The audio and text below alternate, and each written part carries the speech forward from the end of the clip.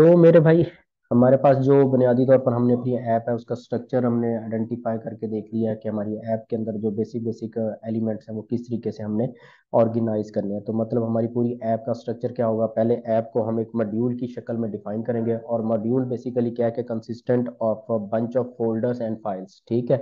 और हम कुछ पहले फोल्डर का स्ट्रक्चर क्रिएट करेंगे और उस फोल्डर के स्ट्रक्चर की बेस के ऊपर बेसिकली हम क्या करेंगे, अपनी फाइल्स के स्ट्रक्चर से अंदर क्रिएट करेंगे।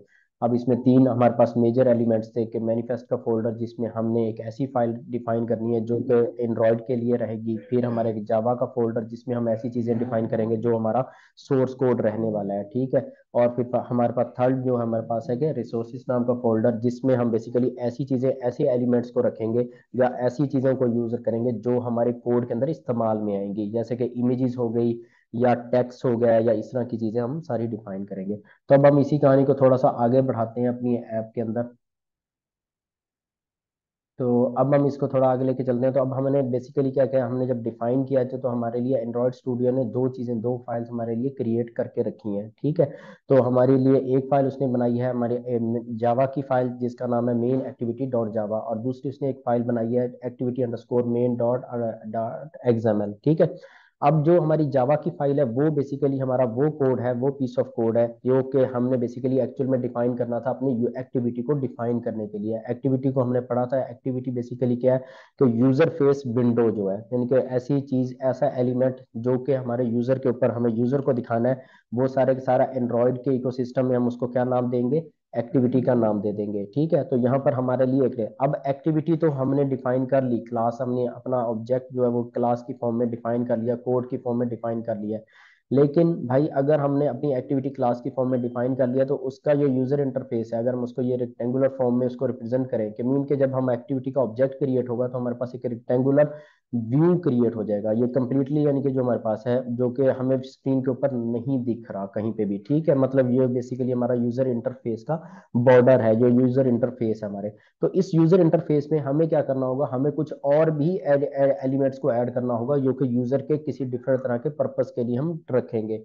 मतलब लेट्स सी कि हमने यूजर को कोई मैसेज प्रोवाइड करना है, मतलब हमारी ऐप जो है वो यूजर के लिए कोई मैसेज क्रिएट करे, तो हमें कोई एक ऐसा एलिमेंट रिक्वायर्ड होगा जो हम इस यूजर इंटरफेस के अंदर डिफाइन करें, जो हम यूजर के सामने प्रेजेंट कर सकें। तो वो बेसिकली इस तरह के सारे एलिमेंट्स को हमें डिफाइन करने के लिए बेसिकली हमें क्या करना होगा, अपने पूरे का पूरा यूजर इंटरफेस सेपरेटली डिफाइन करना होगा। मतलब यूजर के लिए जो हम इंटरफेस बनाएंगे उसके लिए हम एक सेपरेट फाइल को तैयार करेंगे एज अ रिसोर्स, और उस फाइल को एज अ फीड करेंगे रिसोर्स के तौर पर अपनी मेन एक्टिविटी डॉट जावा की फाइल में। मेन के जो हमारा सोर्स कोड रहेगा उसमें उसको यूटिलाइज करेंगे कि भैया ये फाइल जो है वो हम आपको प्रोवाइड करेंगे, इस फाइल में हमारा यूजर इंटरफेस लगा हुआ है।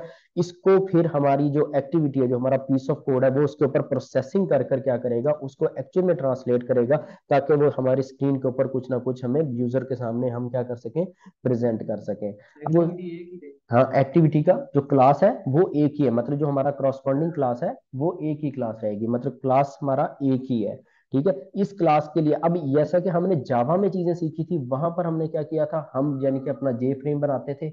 मतलब जो हमारे पास क्लास थी जे फ्रेम, ठीक है, हम कोई भी क्लास बनाते हैं, फर्ज करो ए जो को एक्सटेंड कर रहा है जे फ्रेम को, तो हम सारे का सारा यूजर इंटरफेस अपने कोड में डिफाइन करते थे कि मीन के भैया इस फ्रेम के अंदर हमने, फर्ज करो ये फ्रेम हमने क्रिएट कर लिया कि भैया यहाँ पर बटन लगा दो, ठीक है। और यहाँ पर सपोज करो कोई और तरह का बटन लगा दो, यहाँ पर कोई और यूजर इंटरफेस का एलिमेंट लगा दो, मतलब डिफरेंट डिफरेंट तरह के यूजर इंटरफेस के एलिमेंट हम इसी कोड के इनसाइड क्रिएट कर रहे थे, ठीक है।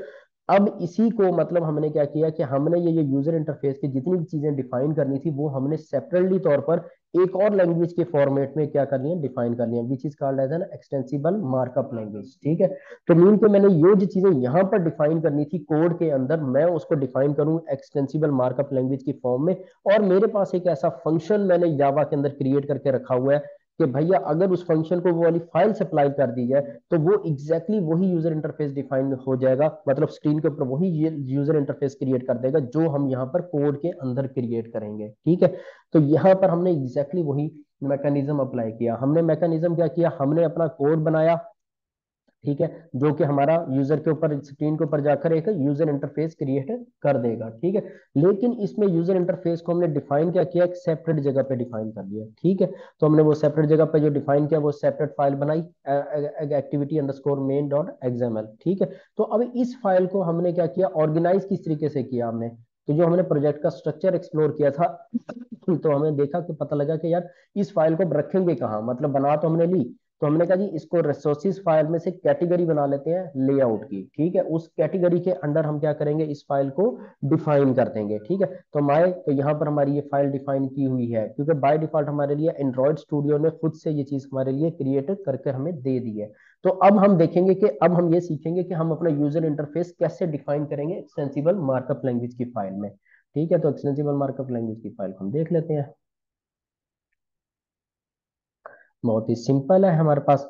तो भाई सबसे पहले क्या करना है, जब भी यूजर इंटरफेस बनाना है, जब हमने जावा में यूजर इंटरफेस बनाया था तो सबसे पहले हम क्या करते थे, अपना फ्रेम का ऑब्जेक्ट बनाते थे, फ्रेम की कहानी लिखते थे। ठीक है, तो उस फ्रेम की कहानी को लिखने के बाद उसके ऊपर एक लेआउट सेट करते थे। क्या सेट करते थे, लेआउट सेट करते थे, उसके कंस्ट्रक्टर में सेट करते थे अपना लेआउट। ठीक है, तो अब उसी लेआउट को बेसिकली हमने जान के सबसे पहले अपने यूजर इंटरफेस में लगाना है। तो सबसे पहला पहला जो एलिमेंट हमने लगाना है अपने बेसिकली अपने को अपने यूजर इंटरफेस में सबसे पहले हमने अपना लेआउट सेटअप करना है। क्या करना है, लेआउट सेट करना है। तो अब एंड्रॉइड स्टूडियो ने हमारे लिए ऑलरेडी एक्सटेंसिबल मार्कअप लैंग्वेज के फॉर्मेट में एक टैग की फॉर्म में कंस्ट्रेंट लेआउट, ठीक है, कंस्ट्रेंट लेआउट हमारे लिए ऑलरेडी उसने क्या किया, डिफाइन करके रखा हुआ है। ठीक है, तो हमारे पास ऑलरेडी एक लेआउट है जिसका नाम है कंस्ट्रेंट लेआउट। अब कंस्ट्रेंट लेआउट की खासियत क्या है, कंस्ट्रेंट लेआउट क्या है भैया, जब हमने डिफाइन किया अपना कंस्ट्रेंट लेआउट, लेट्स सपोज कि मैंने ये कंस्ट्रेंट लेआउट डिफाइन किया और ये हमारी स्क्रीन के ऊपर एक लेआउट लग चुका है। ठीक है, तो अब इस लेआउट को इसका की प्रॉपर्टीज क्या है, जैसे हर लेआउट की प्रॉपर्टी है, वहां पर हमने फ्लो लेआउट को यूज किया था। जब भी हम उसको कोई एलिमेंट सप्लाई करते थे तो वो क्या करता था, उसके वेरी नेक्स्ट रख देता था। ठीक है, क्योंकि वो इसी तरह बिहेव कर रहा था हमारे पास। ठीक है, तो अब हमने बेसिकली ये कंस्ट्रेंट लेआउट क्या करेगा, कंस्ट्रेंट लेआउट का मतलब है कि जब भी हम इसमें कोई यूजर इंटरफेस का एलिमेंट लगाएंगे उसको हमें बाइंड करना होगा किसी न किसी साइड्स के साथ। मीन के कंस्ट्रेंट का मतलब होता है पाबंद बनाना। मैंने यहाँ पर अगर कोई व्यू रख दिया, मतलब ये जो मेरे पास जैसे कि अब मैंने यहाँ पर एक लिखा हुआ टेक्स्ट व्यू, टेक्स्ट व्यू का क्या करेगा, ये एलिमेंट बेसिकली क्या करेगा, ये एलिमेंट भैया यूजर को टेक्स्ट दिखाने के काम आएगा। जैसा कि हमारे जावा में जे टेक्स्ट लेबल था। ठीक है, ये टेक्स्ट लेबल का इक्विवेलेंट एलिमेंट कौन सा है, टेक्स्ट व्यू। ठीक है, तो हमने यहाँ पर अब उसको टेक्स्ट व्यू में डिफाइन किया। अब इस टेक्स्ट व्यू को भैया हमने बेसिकली क्या करना है कि यूजर के साथ जो मैंने लेआउट डिफाइन किया था, इसकी खासियत ये थी कि भैया इसको यूं समझो कि भैया आपने किसी न किसी तरीके से बाइंड करना है, बांधना है, कंस्ट्रेंट लगाने हैं, इस पर पाबंदी लगानी है कि ये व्यू स्क्रीन के ऊपर वहां पर वहीं पर जहां पर मैंने इसको पोजीशन किया हो ये वहीं पर रहे। ठीक है, मतलब इसकी पोजीशन को क्या करना है, मुझे फिक्स करना है अपने लेआउट में। तो अगर हम इधर आ जाए यूजर इंटरफेस में देखने के लिए, हम डिजाइन में आ जाए, तो डिजाइन में अगर आप देखो तो यहाँ पर हमारे पास देखो हमारे जो एडिटर है, जो हमारा डिजाइन एडिटर है, वो हमें दिखा रहा है हमारी आउटपुट, जो हमने कोड लिखा हुआ है एक्सएमएल का, उसका हमें आउटपुट दिखा रहा है इक्वलेंट प्रोसेस करके कि भैया कुछ इस तरह का स्क्रीन के ऊपर यूजर इंटरफेस आपको देखने को मिल सकता है।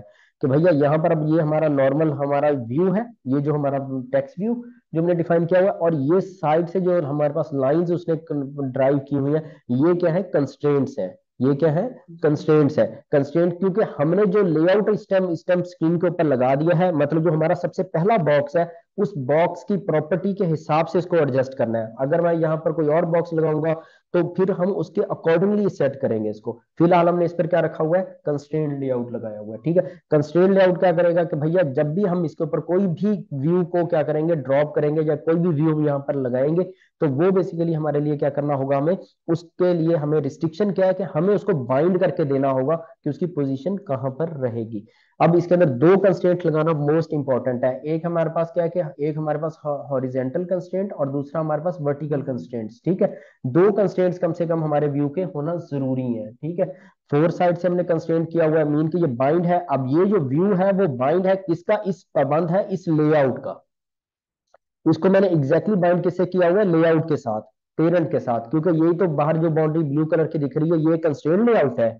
ठीक है, यहाँ पर, और ये जो व्यू है पाबंद है किसका, कंस्ट्रेंट लेआउट का, कि भैया कंस्ट्रेंट लेआउट के साथ हमने यहाँ से इसको ड्राइव, यानी कि जब मैंने इसको बाइंड किया तो भैया ये पाबंद रहेगा, मतलब ये एग्जैक्टली तौर पर फोर्स अप्लाई कर रहा है यहाँ पर इसके ऊपर। अब ये जो हमारे पास पूरी की पूरी फोर्स है, ये बैक फोर्स इस पर अप्लाई करेगी, ये व्यू यहाँ पर टिका रहेगा, ठीक है, इसी पोजीशन के ऊपर। और इस साइड से जब हमने इसको इधर बाइंड किया तो यहाँ से बेसिकली क्या होगा कि हमारे पास ये पूरे का पूरा व्यू यहाँ पर टिका रहेगा, ठीक है। और उसके बाद भाई साहब जो हमारा व्यू है टॉप साइड से, अगर हमने इसको कहा कि भैया कहाँ पर रहेगा, तो ये बेसिकली मैंने उसको कहा कि यहाँ से मैंने एक स्ट्रिंग क्रिएट किया, ये एक तरह का रस्सी ही यूं कह लो बाइंड की हमने, और वो जाकर हमने बांध दी किसके साथ, कंस्ट्रेंट लेआउट के साथ, ठीक है। तो भाई साहब अब यहाँ से जब हमने इसको बाइंड कर दिया तो इतने ही डिस्टेंस के ऊपर ये बेसिकली यहाँ पर रहेगा, और बॉटम साइड से भी हमने इसको बाइंड कर दिया। अब इसी चीज को कोड में हमने कैसे लिखा है, कोड में लिखने का बहुत ही तरीका आसान है हमारे पास। हमने सबसे पहले क्या लिखना है, जो भी चीज हमने बनानी है उस व्यू का नाम लिखना है। तो यहाँ पर हमने नॉर्मली व्यू का क्या नाम रख दिया, टेक्स्ट व्यू। टेक्स्ट व्यू का काम क्या है कि इस व्यू का काम यह है कि यूजर के सामने टेक्स्ट को प्रेजेंट करना, मतलब जब भी हमें यूजर को कोई टेक्स्ट प्रेजेंट करना है तो हमें क्या लगाना है, व्यू कौन सा यूज करना है, टेक्स्ट व्यू, ठीक है। फिर उसके नीचे हम उसकी क्या डिफाइन करेंगे कि भैया प्रॉपर्टीज डिफाइन करेंगे, क्या डिफाइन करेंगे, प्रॉपर्टीज डिफाइन करेंगे कि वन बाय वन के उसके अंदर क्या क्या कैरेक्टरिस्टिक्स होंगी उस टेक्स्ट व्यू के अंदर। सबसे पहले हमने उसकी विड्थ डिफाइन की है, क्या डिफाइन की है, विड्थ डिफाइन की है। तो यहाँ पर आगे हमने वैल्यू लिखी हुई है, यानी कि ये प्रॉपर्टी का नाम है लेआउट अंडरस्कोर विड्थ, ठीक है, कि भैया लेआउट के अंदर इस व्यू को कितनी विड्थ हमने देनी है, कितनी विड्थ इसको असाइन करनी है। तो यहाँ पर हमने इसकी वैल्यू लिखी हुई है रैप अंडरस्कोर कंटेंट। तो यही स्ट्रक्चर हमारे पास रहेगा, यहाँ पर प्रॉपर्टी का नेम रहेगा, ये जो शुरू शुरू में नाम लिखा हुआ है एंड्रॉइड, ये बेसिकली है नेम स्पेस। नेम स्पेस क्या होती है, नेम स्पेस बेसिकली बेसिकली मेरे भाई बिल्कुल जावा का इक्विवेलेंट पैकेज की तरह होती है, क्योंकि जब हम कोई टैग यूज कर रहे हैं तो सारे के सारे टैग को किसी ना किसी नेम स्पेस के अंडर डिफाइन किया गया है, क्योंकि जैसे हम जावा के अंदर क्लासेस को पैकेज में डिफाइन करते हैं, इसी तरीके से हर टैग के लिए अलग अलग नेम स्पेस क्रिएट की गई है, ठीक है। तो यहाँ पे सब यहाँ पर शुरू शुरू में लिखा हुआ एंड्रॉइड, तो मीन के ये जो हमारी एक्सटेंसिबल मार्कअप लैंग्वेज है पर्टिकुलरली तौर पर डिफाइन की गई है एंड्रॉइड के लिए, तो इसके लिए उसने नेम स्पेस का नाम भी एंड्रॉइड रख दिया। और इसकी वैल्यू क्या है, ये ऊपर टॉप के ऊपर लिखी हुई दिख रही है आपको, कि ये उसका पैकेज नेम है, एक तरह से नेम स्पेस का यूनिकली आइडेंटिफायर है, जिससे नेम स्पेस यूनिकली आइडेंटिफाई हो। अब यहाँ पर उन्होंने अगेन से नेम स्पेस को यूनिकली आइडेंटिफाई करने के लिए वेब यूआरएल का यूज किया है, ठीक है। मतलब ये स्ट्रिंग जो हमें बता रही है, ये स्ट्रिंग बेसिकली जैसे हम पैकेज के नेम के लिए कौन सी स्ट्रिंग यूज करते हैं, अपने जो डोमेन नेम होता है उसको रेसिप्रोकेट कर देते हैं, ठीक है। मतलब अगर हमारी कंपनी का नाम फर्ज करो विनर कोडर डॉट कॉम है, ठीक है, तो हम उसको क्या कर देंगे, कॉम डॉट विनर कोडर, ठीक है। तो यहाँ पर नेम स्पेस को डिफाइन करने के लिए हम एक यूआरएल का स्ट्रक्चर यूज कर रहे हैं। फिर यहाँ पर एक और नेम स्पेस यूज की गई है ऐप, ये जो एंड्रॉइड वाली नेम स्पेस है ये एक अलहदा, मतलब ये हमारे पास पूरी ये समझो कि पूरी के पूरा एक पैकेज हमारे पास इकट्ठा हुआ हुआ है, और उस पैकेज के अंदर डिफरेंट डिफरेंट तरह के टैग्स डिफाइन किए गए हैं, ठीक है। और उन टैग्स को हम निकाल निकाल के यहाँ पर यूज कर रहे हैं, ठीक है। तो यहाँ पर हमने क्या यहाँ पर यूज किया फिर भैया नेम स्पेस ऐप का, और ये जो टूल्स नाम की नेम स्पेस है ये बेसिकली हमारे एंड्रॉइड स्टूडियो के लिए बनाई गई है, जो कि कुछ प्रॉपर्टीज एंड्रॉइड स्टूडियो में हमें दिखाने के लिए जब यूज करनी है। तो ये तीन डिफरेंट तरह की नेम स्पेस है, ठीक है। इसी तरीके से जब हमने अपना लेआउट डिफाइन किया, सबसे पहले कंस्ट्रेंट लेआउट, तो हमने टैग का स्टार्ट किया कंस्ट्रेंट लेआउट। अब ये उस पूरी लाइब्रेरी के अंदर उसका नाम ये है Android X dot constraint layout dot विजेट डॉट कंस्ट्रेंट लेआउट, ठीक है। ये उस पूरे टैग का नाम है। HTML में तो अब टैग का नाम सिंगल सिंगल नेम है ना, ठीक है। तो यहाँ पर फिर टैग्स के नेम क्या है, वो उन्होंने टैग्स के नेम थोड़े थोड़े बड़े बड़े रखे हुए हैं, क्योंकि टैग्स के नेम हम खुद भी क्रिएट कर सकते हैं। तो एक्सटेंसिबल मार्कअप लैंग्वेज का मतलब ही यही होता है कि हम खुद की भी लैंग्वेज बना सकते हैं।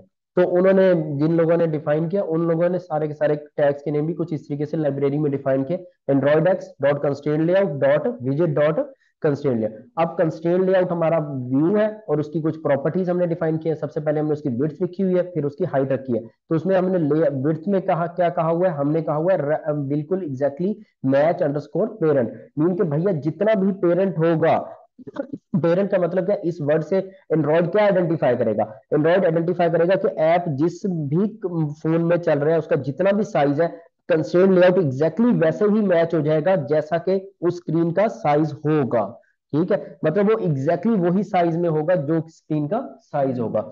उसके बाद अगली प्रॉपर्टी में हमने लिखा हुआ है दोबारा से लेआउट अंडरस्कोर हाइट। तो भैया जो हमारा कंस्ट्रेंट लेआउट है उसकी हाइट कितनी रहने वाली है, वो भी पेरेंट को मैच करेगी। वो किसको मैच करेगी, पेरेंट को, मतलब भैया डिवाइस की स्क्रीन के ऊपर जितना भी हाइट अवेलेबल होगा वो इसके इक्वलेंट हो जाएगी, वो उसके क्या होगा, एंड्रॉइड क्या करेगा, उसके इक्वलेंट कर देगा। और यहाँ पर ये जो लिखा हुआ tools dot contact dot main activity, ये बता रहा है कि ये जो लेआउट है ये मैंने किस कॉन्टेक्स्ट में डिफाइन किया है, मतलब ये लेआउट किस पर्पस के लिए, किसके साथ इसका एसोसिएशन है, मतलब ये जुड़ा हुआ किसके साथ है। तो ये जुड़ा हुआ मेन एक्टिविटी के साथ, मतलब ये मैंने डिफाइन किया था लेआउट किसके लिए, अपने वही मेन एक्टिविटी के लिए तो डिफाइन किया था ना, जो हम अपना फ्रेम बना रहे हैं, जो हम अपना ऑब्जेक्ट बना रहे हैं, उसके लिए तो हम बना रहे हैं ये वाली फाइल, ठीक है। तो ये उस चीज के, ये एंड्रॉइड स्टूडियो को एक्सप्लेन करने के काम आएगा हमारे ये वाली प्रॉपर्टी, कि भैया ये हमने ये किस कॉन्टेक्स्ट, किस हवाले में, किस मतन में ये चीज यूजर पूरे का पूरा ये लेआउट है वो क्रिएट किया, ये हमने क्रिएट किया अपनी मेन एक्टिविटी के लिए, किसके लिए, मेन एक्टिविटी, ये इसके लिए हमने ये वाली फाइल बनाई है, ठीक है, क्लियर हो गया। यहाँ पर टैग का नेम आ गया, उसके बाद प्रॉपर्टी का नेम आ गया, उसके बाद भैया हाइट, और फिर उसके बाद हमने बेसिकली अब उसमें बहुत सारी प्रॉपर्टी में अगर हमने उसमें जो टेक्स्ट दिखाना है तो उसके लिए हमारे पास क्या है, टेक्स्ट नाम की प्रॉपर्टी। फिर आगे यहाँ पर हमारे पास आ रहा है कि जब हमने कंस्ट्रेंट अप्लाई किया है तो उसके इक्विवेलेंट कोड क्या जनरेट हुआ है। अभी तो वैसे मैं आपको ये कोड एक्सप्लेन कर रहा हूँ, लेकिन एक्चुअल में क्या है, जब हम टेक्स्ट एडिटर में ड्रॉप करेंगे तो ये हमें ये कोड देखने की जरूरत नहीं है, ये कोड ऑटोमेटिकली जनरेट हो जाएगा। लेकिन जब हमें कभी थोड़ा सा एडवांस ऑपरेशन करना होगा तो वो अगर हमारा वहां पर नहीं हो पा रहा तो फिर हम आकर क्या करेंगे, अपने कोड में चेंजेस करेंगे, ठीक है। तो यहाँ पर अभी हम इंशाल्लाह इसको भी देखते हैं। तो यहाँ पर अब हमने अपने कंस्ट्रेंट लेआउट को मैंने डिफाइन किया, तो कंस्ट्रेंट लेआउट में क्या लिखा हुआ, लेआउट अंडरस्कोर कंस्ट्रेंट, ये उस प्रॉपर्टी का नाम है, ठीक है। और आगे उसकी वैल्यू दी हुई है कि भैया मैं बेसिकली क्या कर रहा हूँ, लेआउट कंस्ट्रेंट बॉटम, मतलब जो भी व्यू है मेरे पास।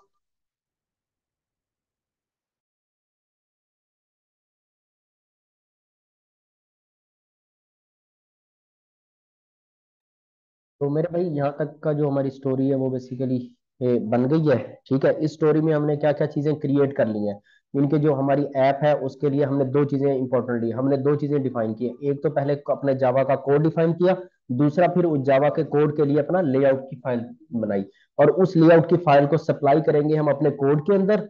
और उसको सप्लाई करने के बाद जब हमारे कोड के अंदर वो फाइल पहुंच जाएगी तो फिर हम उसके ऊपर क्या करेंगे, प्रोसेसिंग करेंगे अपनी इस कोड फाइल के अंदर, ठीक है। तो अब हम क्या सीख रहे हैं करंटली, हम ये सीख रहे हैं कि हमने अपनी वो फाइल कैसे डिफाइन करनी है, मतलब उसको कैसे डिफाइन करना है। तो हमने सबसे पहले अपना सीखा कि भैया उसका टैग कैसे डिफाइन करना है। सबसे पहले जो पहला टैग होगा वो हमारा होगा लेआउट का टैग, मीन के जिससे हम ये डिफाइन करेंगे, जिस हम उसके नीचे ताकि सारे के सारे व्यू लगा सके, ताकि व्यू को हम नीचे वाले जितने भी व्यू है उनको ऑर्गेनाइज किया जा सके। तो सबसे पहला जो टैग रहेगा वो कौन सा होगा, लेआउट का टैग रहेगा। और करंटली तौर पर एंड्रॉइड स्टूडियो ने हमारे लिए डिफाइन कर दिया है कंस्ट्रेंट लेआउट को, ठीक है। तो और भी बहुत सारे लेआउट्स हैं, तो हमने अभी करंटली कंस्ट्रेंट लेआउट को पढ़ा। तो कंस्ट्रेंट लेआउट के अंदर भैया सबसे यानी कि जो उसकी प्रॉपर्टी है वो ये है कि जब भी हम उसके अंदर कोई भी एलिमेंट को क्रिएट करेंगे, मतलब कोई भी व्यू उसके अंदर क्रिएट करेंगे, तो हमें क्या करना होगा, उसको पाबंद बनाना होगा उसको कि भैया कहां पर वो ठहरेगा, कहां पर वो स्क्रीन के अंदर पोजीशन होगा, ठीक है।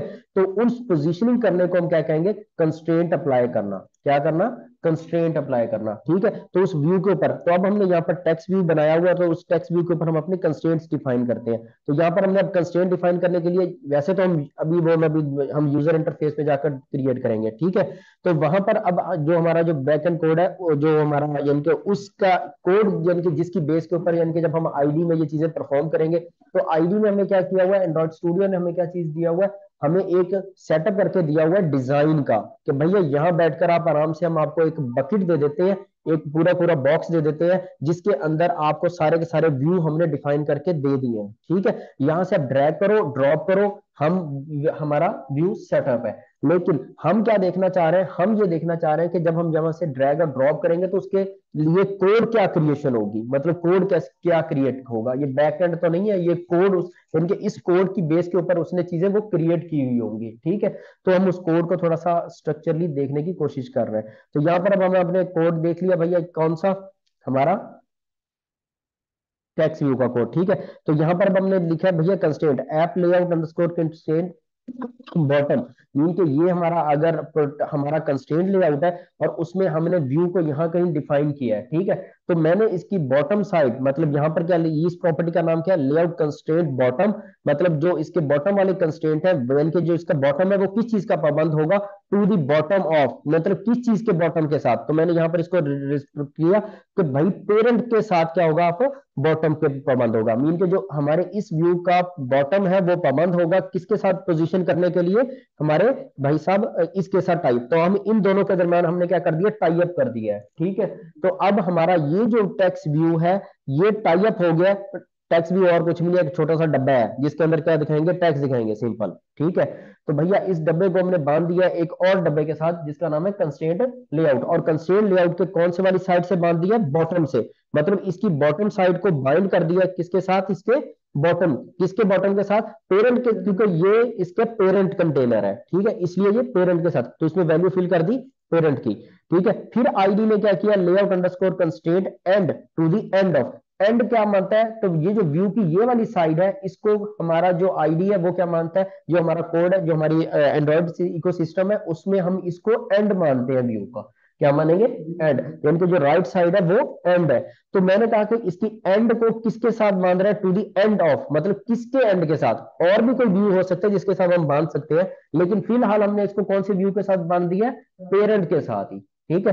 फिर उसके बाद हमारी थर्ड प्रॉपर्टी उसने ऐड की हुई है, यानी कि जो कंस्ट्रेंट लेआउट में है, कंस्ट्रेंट लेआउट स्टार्ट, मीन कि व्यू का ये वाला जो साइड है ये क्या है, स्टार्ट पॉइंट है, ठीक है। तो भैया start to the start of, mean कि ये जो स्टार्ट है ये किसके साथ बाइंड होगा, किस चीज का पाबंद होगा, तो ये स्टार्ट हमारे लेआउट के हमारे पेरेंट का जो स्टार्ट है उसी के साथ, मतलब यहां से पेरेंट स्टार्ट हो रहा है उसी के साथ बेसिकली हमारा इसको हमने बाइंड कर दिया। फिर आ रहा है constraint top to the top of a parent, मतलब constraint to the top, mean के भैया इसका जो टॉप पार्ट है वो किसके साथ बाइंड होगा, वो टॉप होगा किसके, पेरेंट के टारगेट, ठीक है। तो अब ये जो लाइंस हमारे पास ड्रॉ हुई मेरे भाई, इससे क्या हो गया, हमारे पास कंस्ट्रेंट लेआउट हमारा तैयार है, हमने व्यू को बाइंड कर दिया है। अब बाइंड करने के बाद इसमें क्या चीज सेटअप हुई, तो भैया व्यू तो हमारा बाइंड हो गया, अब व्यू बेसिकली क्या इतने डिस्टेंस के ऊपर बाहर है, तो this distance is called margin, इसको क्या नाम दिया जाएगा, मार्जिन, कि ये व्यू के बाहर वाली साइड का फासला है, ठीक है, मतलब कितनी स्पेस है पेरेंट और इस व्यू के दरमियान, ठीक है। तो अब हमने यहां पर सेटअप किया हुआ है, ये वाली साइड क्या होगी हमारे पास, इस पार्ट को हम क्या आइडेंटिफाई करेंगे, एज अ मार्जिन, ठीक है। तो ये हमारे पास लेफ्ट साइड से मार्जिन, इसको हम लेफ्ट नहीं कहेंगे, स्टार्ट साइड से मार्जिन, और ये व्यू की एंड साइड से मार्जिन, और ये व्यू की बॉटम साइड। अब एग्जैक्टली क्योंकि व्यू एंड्रॉइड स्टूडियो ने बहुत ही अच्छे तरीके से आइडेंटिफाई स्क्रीन के साइज पे, मैं तो वो बिल्कुल मिडल ऑफ द स्क्रीन चला गया है, ठीक है। तो अब हम इसको रन करते हैं हमारी ऐप के सामने कि हमारी आउटपुट में क्या दिखता है। अब ये हमारा व्यू पूरे का पूरा सारी की सारी फाइल हमारी डिफाइन हो गई है। अब हमने इसको यूज करना है यूजर के सामने प्रेजेंट करने के लिए, तो अब हमने डिफाइन करना शुरू किया अपना जावा का कोड, रिसोर्स वहां पर हमने डिफाइन कर लिया। हमें एक तरह का एक ऐसा एनवायरनमेंट मिला जहां पर हमें एक वर्चुअली स्क्रीन दी गई है और साथ में एक पूरी की पूरी लाइब्रेरी दी गई है, यहां से हम सिंपली एलिमेंट्स को ड्रैग करके ड्रॉप कर सकते हैं। अभी ये एंड्रॉइड स्टूडियो ने किया हुआ है तो हमने इसको छेड़ा नहीं है, मैंने भी ड्रैग ड्रॉप नहीं किया, ठीक है।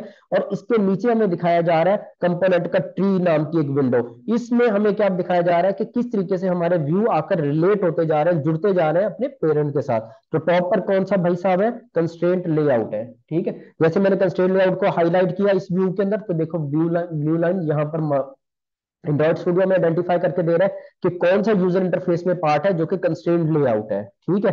और उसके बाद जब ऐप रन होगी तो हम कंस्ट्रेंट लेआउट को स्क्रीन के ऊपर आइडेंटिफाई नहीं कर सकते, ठीक है, क्योंकि कंस्ट्रेंट लेआउट की कोई भी बाउंड्री या कंस्ट्रेंट लेआउट का कोई भी यूजर इंटरफेस नहीं होगा, ठीक है। वो सिर्फ और सिर्फ एक ऐसा व्यू है जिसका काम है बाकी व्यूज को सही सही जगह पर पोजीशन करने में हेल्प करना, कि भैया स्क्रीन के ऊपर कहां पर आप रहोगे, क्योंकि वो खुद जाकर सेटअप हो जाएगा स्क्रीन के अकॉर्डिंगली, ठीक है।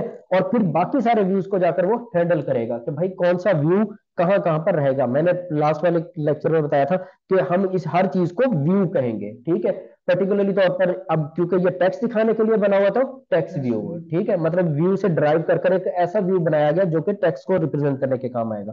तो जैसे ही हम भाई साहब अब ये हमारे पास डिफाइन हो गया, तो अब इसको यूजर के सामने प्रेजेंट कैसे करना है, ये वाली फाइल हमने यूज कैसे करनी है, तो फाइल को हमने सिंपली अपनी जावा का कोड डिफाइन करना है। तो जावा की सिंपली क्लास डिफाइन की है, जिस मेन एक्टिविटी उसका नाम रख दिया है, और उसको एक्टिविटी बनाने के लिए मतलब एंड्रॉइड को ये पता लगे कि ये वाली क्लास एज अ एक्टिविटी है, तो वो सिर्फ और सिर्फ इस क्लास को जानता है, वो इसको क्लास को जानता है। तो हमने क्या कहा कि भैया इस क्लास की सारी प्रॉपर्टीज ही आप इनहेरेंट कर लो ऐप कॉम्पैक्ट एक्टिविटी से। तो अब ये जो मेन एक्टिविटी का क्लास का ऑब्जेक्ट है वो एग्जैक्टली क्या बन गया, एक्टिविटी बन गया, जिसको एंड्रॉइड का इकोसिस्टम समझता है एज अ एक्टिविटी। याद है ना, हमने पॉलीमॉर्फिज्म पढ़ा हुआ है, ठीक है। तो अब ये ऑब्जेक्ट एग्जैक्टली क्या बन गया, ऐप कॉम्पैक्ट एक्टिविटी ऐप। तो अब एंड्रॉइड में जैसे ही ऑब्जेक्ट क्रिएट होगा तो वो इस ऑब्जेक्ट को भी क्या समझेगा, ऐप कॉम्पैक्ट एक्टिविटी समझेगा, ठीक है, कि भैया ये क्या है, एक एक्टिविटी है। तो जैसे ही वो एक्टिविटी को देखेगा तो उसके बाद हमें पता है कि फॉरन क्रिएशन के बाद, यानी कि जो हमारी मैनिफेस्ट फाइल थी उसमें हमने कोड लिख कर रखा हुआ है कि वो इस एक्टिविटी को रन करेगा।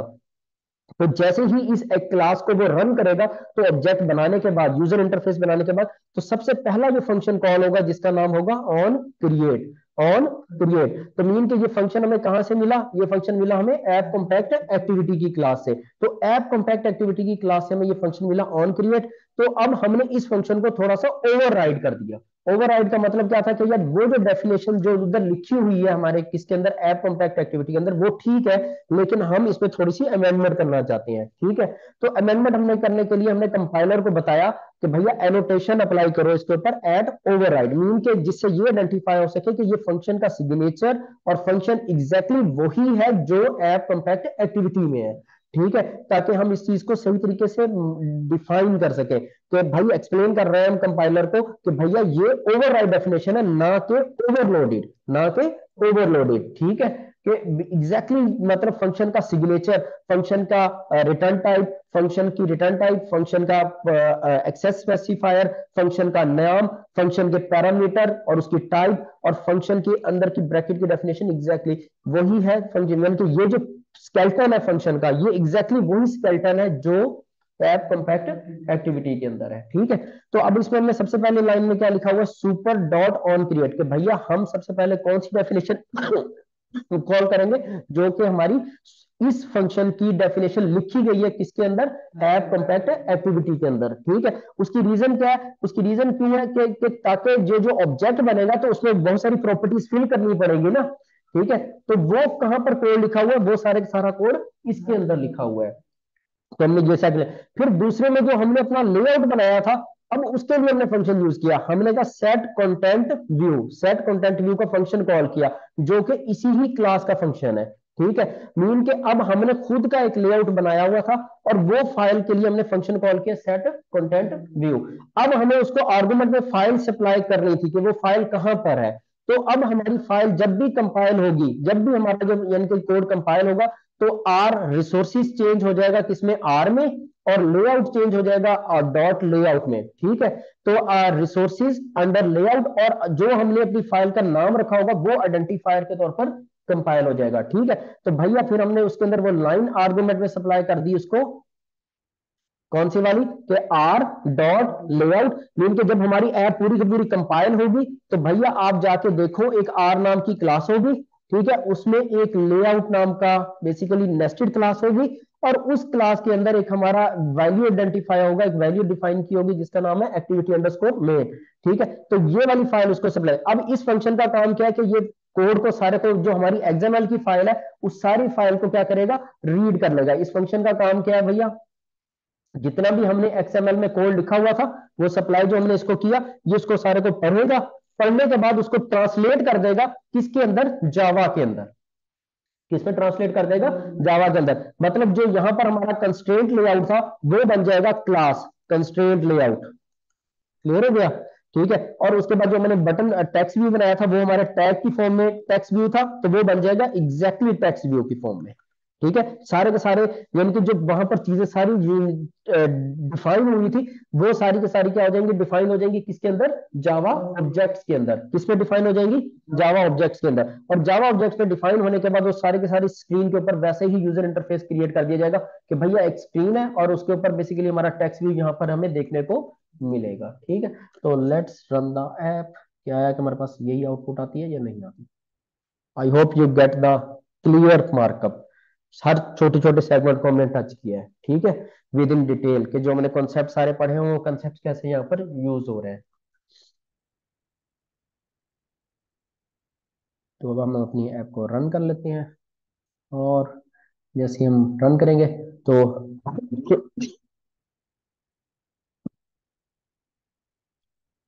ऊपर हमारी ऐप यहाँ पर आउटपुट में आएगी। तो अब हमारी ऐप जब कंपाइल होगी तो हमारा ग्रेडल बेसिकली क्या है, एक टूल है, बिल्ड टूल, जिसकी हेल्प से हम क्या कर रहे हैं, सारी फाइल्स और फोल्डर से चीज बिल्ड कर रहे हैं। ठीक है। और वो सारी सारी फाइल्स को हमारी चेकआउट कर रहा है और बिल्ड कर रहा है। उसमें सारे का सारा कोड लिखा गया है। उन कोड्स को जो ग्रेडल में लिखे जाते हैं, उन कोड्स को हमने नाम दिया हुआ है स्क्रिप्ट्स। क्या नाम दिया हुआ है?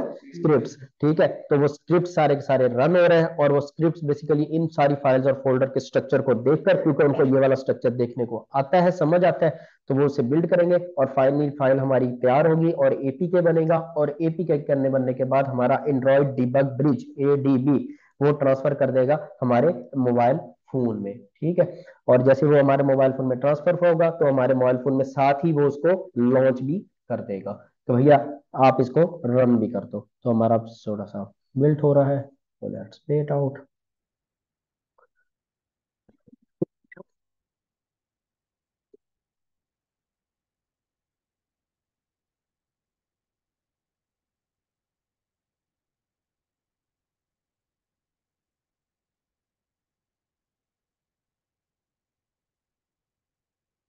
तो अब हमारा ग्रेडल थोड़ा सा टाइम लगा सकता है एज पर आवर रिसोर्सिस।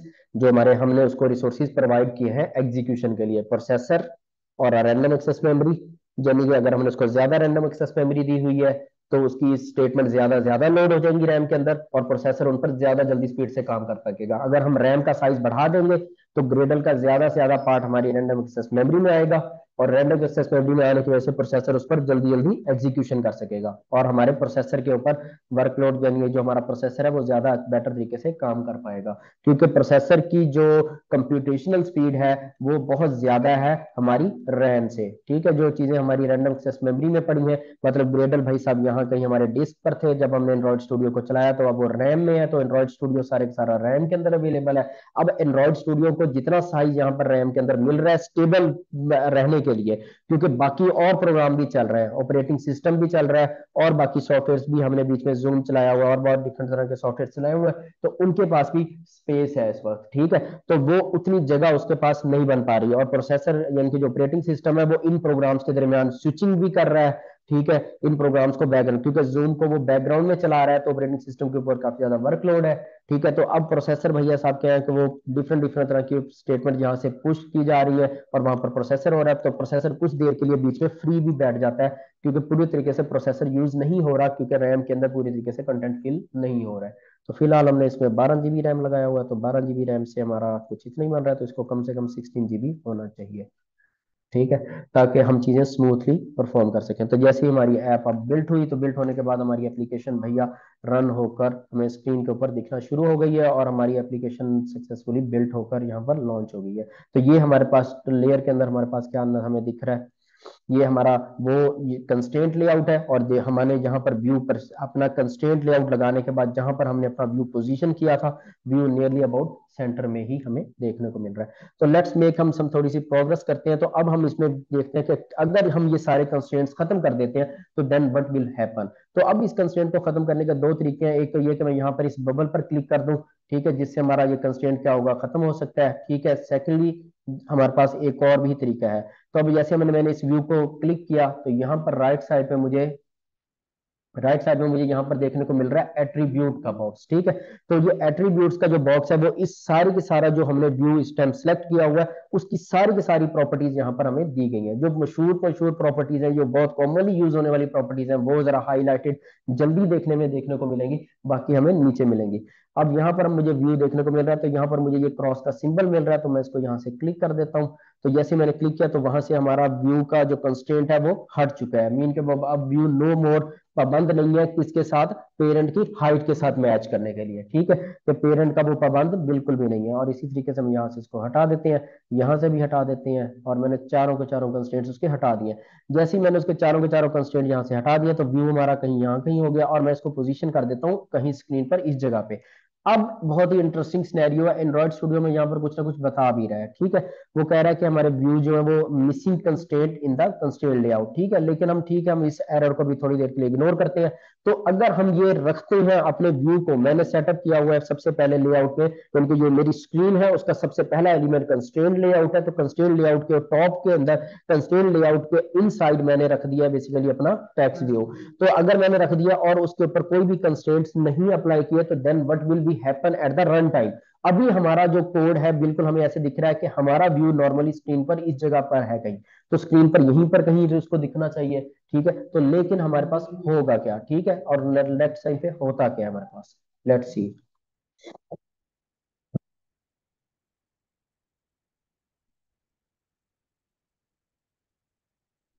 हम अपनी एप्लीकेशन को वापस से बिल्ड करते हैं। वैसे हम छोटा से चेंज को पुश कर सकते थे, क्योंकि हमने छोटी सी चेंज की थी, हमें पूरी एप्लीकेशन बिल्ड करने की जरूरत नहीं है। लेकिन बहुत ही इंटरेस्टिंग फिनोमिना हुआ हमारे पास कि हमारा व्यू यहाँ पर, हमें यूजर इंटरफेस पे जब हमने डिजाइन किया था तो उसको हमने स्क्रीन को कहीं पर मिडल ऑफ द स्क्रीन रखा था। लेकिन रन टाइम पर एंड्रॉइड सिस्टम ने क्या देखा कि कहीं कहीं पे भी कोई कंस्ट्रेंट नहीं है, तो वो सारे व्यू को ड्रैग कर कर ले गया बिल्कुल starting position of the view. मतलब जो कंस्ट्रेंट लेआउट का स्टार्ट है, जीरो पोजीशन जीरो, मीन के यहाँ पर 0,0 का पोजीशन है, ठीक है। तो वो व्यू जो है वो जाकर ऑटोमेटिकली कंस्ट्रेंट हो गया है, एक तरह से खुद से उसने कंस्ट्रेंट कर दिया है। व्यू पाबंद है कहां पर जाने का, 0,0 पोजीशन के ऊपर, ठीक है। हाँ ठीक। क्या चीज? नहीं, ये डिफॉल्ट यहीं पर रहेगा। तो यानी कि डिफॉल्ट तौर पर हमारा कंस्ट्रेंट लेआउट क्या करेगा, हमेशा उसको कहां पर पुश करेगा, 0,0 कंपोजिशन पर। मतलब जो स्क्रीन का लेफ्ट ऑफ द कॉर्नर होगा हमेशा यहीं पर हमें देखने को मिलेगा। अब अगर हम कोई भी व्यू यहाँ पर कंस्ट्रेंट लेआउट में रखेंगे, तो हमारा कंस्ट्रेंट लेआउट क्या करेगा, उसको यहाँ पर पुश करेगा।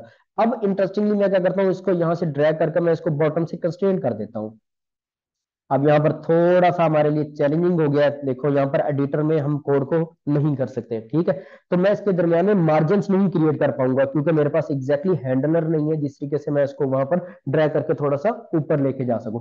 तो मैं इस बॉक्स का यूज करूंगा जिसकी हेल्प से हम इसमें मार्जिन क्रिएट करेंगे। तो देखो मैंने थोड़ा सा स्पेस क्रिएट कर लिया है, ठीक है। तो अब मैंने एक साइड का सिर्फ बॉटम का कंस्ट्रेंट पे अप्लाई किया है। अब वो क्या करें, हम अब देखते हैं कि हमारा जो रन टाइम इन्वायरमेंट है वो इस बात को, इस कंस्ट्रेंट को कैसे अंडरस्टैंड करते हैं। लेट्स रन, ताकि हमें पूरे तरीके से समझ आ जाए कि कंस्ट्रेंट लेआउट काम कैसे कर रहा है।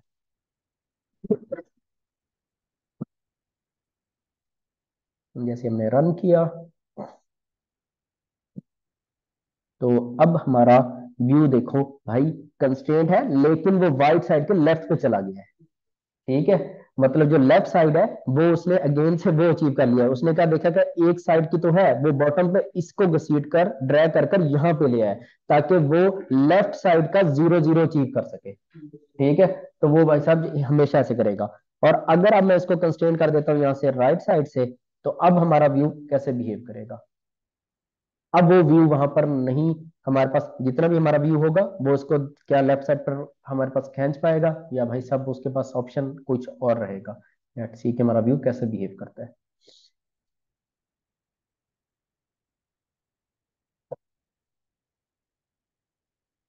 तो अब हमारा व्यू भैया देखो राइट साइड पर पोजीशन है, और वही बॉटम और वही। तो हमेशा हमें दो कंस्ट्रेंट्स चाहिए होंगे, जो कि लेफ्ट और राइट। अगर हम कोई भी दो तरह की पोजीशन फिक्स कर देंगे, तो दो बाकी हमारा व्यू क्या हो जाएगा, पाबंद हो जाएगा उनके हिसाब से। मतलब दो मिनिमल कंस्ट्रेंट्स हमें रिक्वायर्ड रहेंगे, ठीक है। एक हमारा स्टार्टिंग और एक हमारा बॉटम, ठीक है। मतलब तो हमें ये बेसिकली स्टार्ट या एंड दोनों में से एक कंस्ट्रेंट, और टॉप और बॉटम से कोई एक कंस्ट्रेंट, ठीक है। तो हम इस व्यू को, अब मैं दोबारा से इन कंस्ट्रेंट्स को खत्म करता हूँ। अब हम इसको थोड़ा सा उल्टा करके देखते हैं। अभी हमने ये नीचे वाले लगाए थे, अब हम ऊपर वाले कंस्ट्रेंट्स लगाएंगे। देखो यहाँ से, मैंने यहाँ से इस एट्रीब्यूट के बॉक्स में क्लिक किया, तो हमारा ये, अब हम क्या करेंगे, मैं इसका लेफ्ट साइड कंस्ट्रेंट कर दूंगा, और जो कि मार्जिनली सम होगा 32। मैं इसमें खुद से भी मार्जिन लिख सकता हूँ, तो मैं इसमें लेट सपोज मैं लिख देता हूँ 200।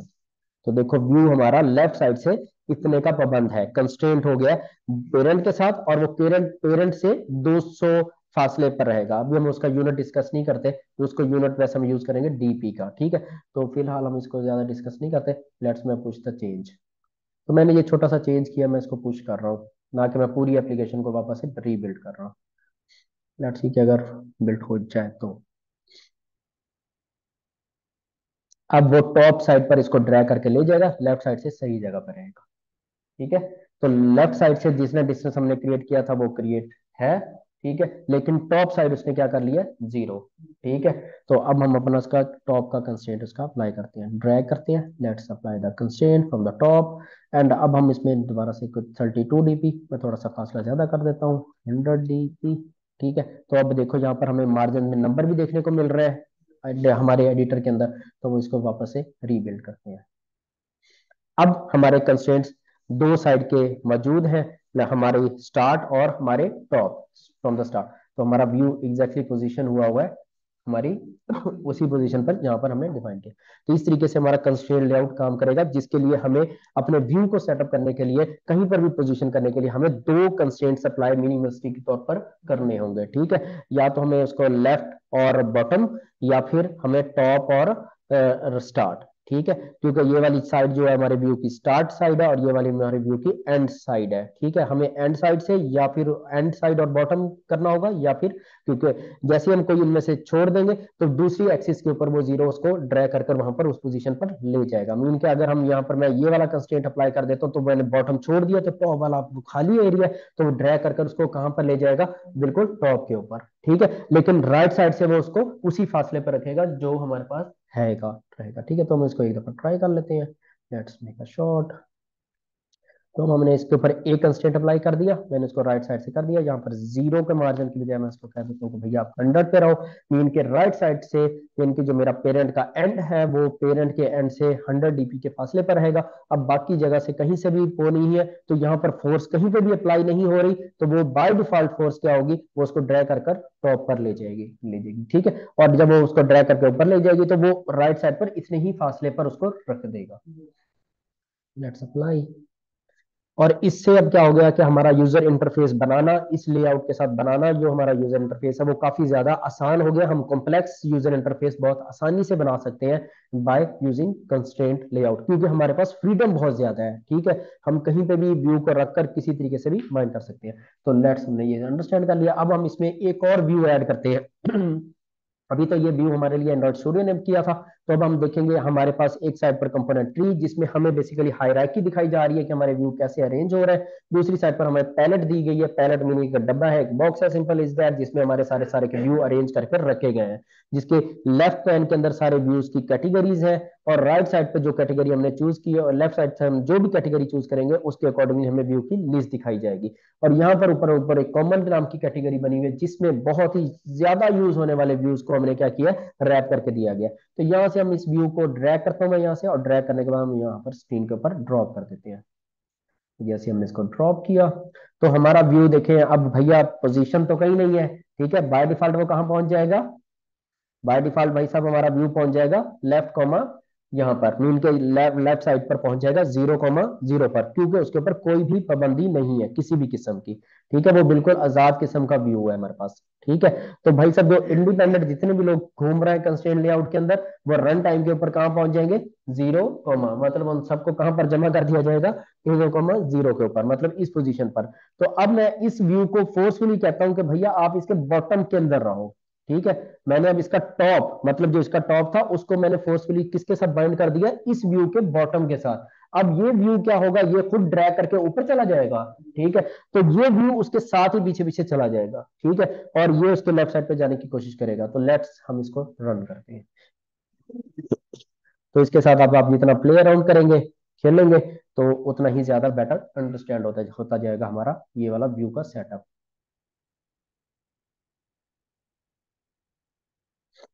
तो हमारी ऐप बिल्ट हो गई है, तो रनिंग फोन।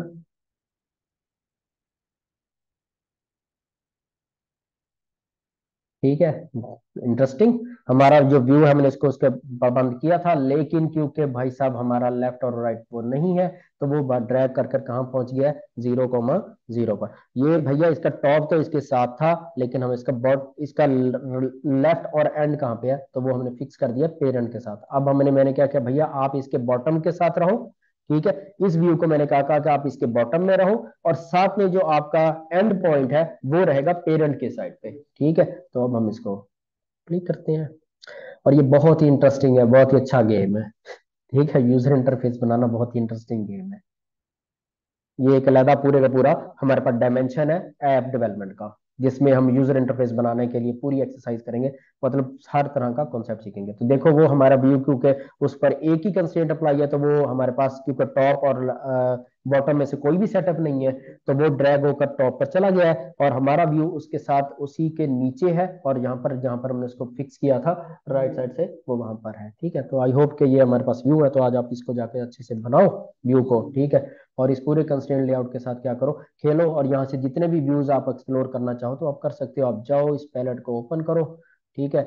इस पैलेट में आपको मिलेंगे बहुत सारे डिफरेंट तरह के views, and this is the learning कि आप इसमें से व्यू को एक्सप्लोर करो, ठीक है। कि व्यू कौन कौन से व्यू क्या क्या करते हैं। एक वो है कि मैं आपको बताऊं कि ये व्यू ये करते हैं, वो एक अलग बात है, लेकिन when you can explore yourself you will be learn much better, ठीक है। यहाँ पर कॉमन कैटेगरी में आपको सारे व्यूज दिए गए, जैसे कि बटन दिया हुआ है तो बटन के व्यू को आप जानते हैं, इमेज व्यू को भी आप जानते हैं कि जो ऐसा व्यू होगा जिसमें इमेज दिखाना होगा, ठीक है। और यहाँ पर हमें कुछ रिसाइकलर व्यू दिखाया गया जो कि एक एडवांस किस्म का व्यू है, तो हम इनके साथ जैसे जैसे आगे बढ़ेंगे हम काम करेंगे। आप जितने व्यूज को एक्सप्लोर करना चाहो कर सकते हो, जैसा कि हमारे पास यहाँ पर बटन है, तो मैं इस बटन को अगर ड्रैग कर दूं तो बटन हमारे पास आ जाएंगे। तो बटन भाई साहब हमारे पास व्यू की शेप कुछ इस तरह की रहेगी यूजर इंटरफेस में। तो अब हम इसको अगर पाबंद बनाना चाहें तो मैं इसको पाबंद बना सकता हूँ, किसका भैया, के इसका जो टॉप है वो पाबंद रहेगा इसके इस बटन, इसके बॉटम पे आने के लिए, ठीक है। मतलब कभी भी ये व्यू मूव नहीं करेगा इस वाले व्यू के टॉप पर। अब बाकी हमें क्या करना है, इसका हमने टॉप सेटअप कर दिया, लेकिन लेफ्ट और राइट से भी कोई ना कोई एक कंस्ट्रेंट हमें देना होगा। तो मैं इसको पाबंद बना देता हूँ कि भैया आप राइट अपनी स्टार्ट एंड से पेरेंट से इतने फासले पर आओ। तो ये हमारा व्यू यहाँ पर आ गया। तो लेट्स मूव ऑन, हम दोबारा से व्यू, इस तरीके से हम व्यू बहुत सारे बनाएंगे। तो आप अपना एक आप कोई भी सोचो इमेजिनरी यूजर इंटरफेस, और खुद से सोचकर उस यूजर इंटरफेस को क्रिएट करो यहाँ पर। तो हमारी एप्लीकेशन बिल्ड करते हैं हम वापस से। तो जैसे हमने बिल्ड किया, हमारा बटन का व्यू यहाँ पर पहुंच चुका है। तो ये एक ऐसा व्यू है जो कि क्लिकेबल व्यू है। वैसे तो क्लिक तो सब व्यू पर हो सकता है, ठीक है। बटन एक मोर स्पेसिफिकेशन टाइप का व्यू है जिस पर आप क्लिक करने के लिए, मतलब जब भी आपने यूजर को कोई ऐसा व्यू दिखाना है जिसको यूजर को इफेक्ट आए कि मैंने क्लिक किया है, तो आप एक ऐसा शेप उसके सामने रखो जिससे उसको फील हो कि क्लिक हुआ है, ठीक है। जबकि क्लिकेबल तो टेक्स्ट व्यू भी है, ठीक है। लेकिन यूजर को यहाँ पर कोई इंपैक्ट नहीं आएगा, जिसमें यूजर को कोई रिस्पॉन्स नहीं फील होगा कि भाई मुझे, मैंने किसी चीज को स्क्रीन के ऊपर एक्चुअल में क्लिक किया या मैंने उसके साथ इंटरेक्ट किया। तो ये व्यू स्पेशली तौर पर एक खास तौर पर डिजाइन, मतलब इसमें छोटा सा एक एनिमेशन इफेक्ट डाला गया है जिससे यूजर को फील होगा कि भाई उसने क्लिक किया हुआ है, ठीक है। तो ये हमारे पास यूजर इंटरफेस के एलिमेंट्स है। तो आप इसके साथ प्ले अराउंड करो। तो लेट्स मूव ऑन नेक्स्ट, फिर हम इंशाल्लाह चलेंगे आगे वाली